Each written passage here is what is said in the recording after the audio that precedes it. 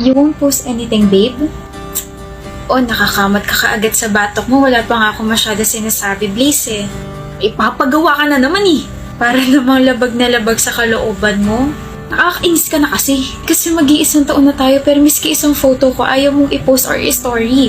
Miski sa wallpaper mo ayaw mo. You don't even take pictures of me. Or you don't even compliment me. Ano ba, Katleya? Nakakarindi na yung boses mo. Alam mo ba yun, ha? Ayaw ko nga. Ayaw kong i-post ka kasi ang hassle. Mag-picture ka na lang sarili mo. I-story mo, i-post mo, i-hype mo sarili mo.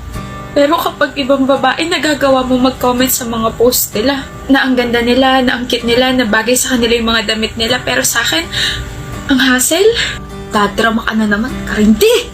Sa tenga. Basic. Maliit na bagay lang naman yung hinihingi ko. I just want you to appreciate me. Diyos ko, parang yun lang. Never mo akong tinrato na girlfriend mo. Alam mo ba yan? Sige, utos, pwede pa. Katleya, bili mo nga ka ng Yossi. Katleya, bili mo kami ng mga kaibigan ko ng alak. Katleya, ninisin mo yung kwarto ko. Katleya, gawin mo yung assignment ko. Ano ba kita natiis? Kasi mahal nga pala kita. Nakakapagod din pala, no?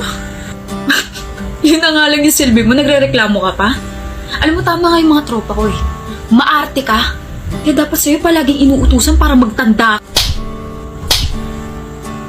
Dalawang sampal lang yan, baka magreklamo ka pa. Break na tayo, lul. Let's go. Bakit? Ang ganda mo, miss. Sino ka nga ulit?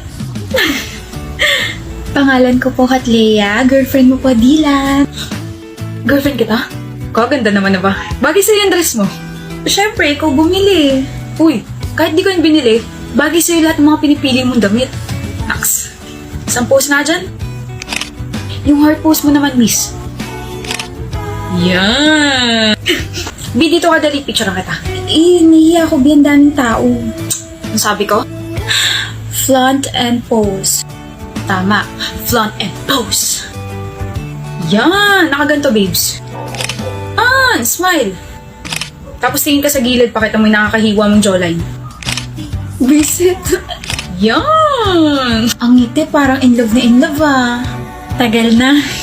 So happy for you, Frenny. Binigyo ka lang ng ex mo dati, pero ngayon kulang na lang mag-slide ka sa baghari mo. You and your words talaga. Ang tanong ng taong bayan, nasa tamang tao na ba? Oo. Nasa tamang tao na ako. Dylan. Kobe, nasa tamang tao ka na ba? Di ako rin. Nasa taong tama na. Nilalanggam na ako rito. Makaalis na ang buwisit.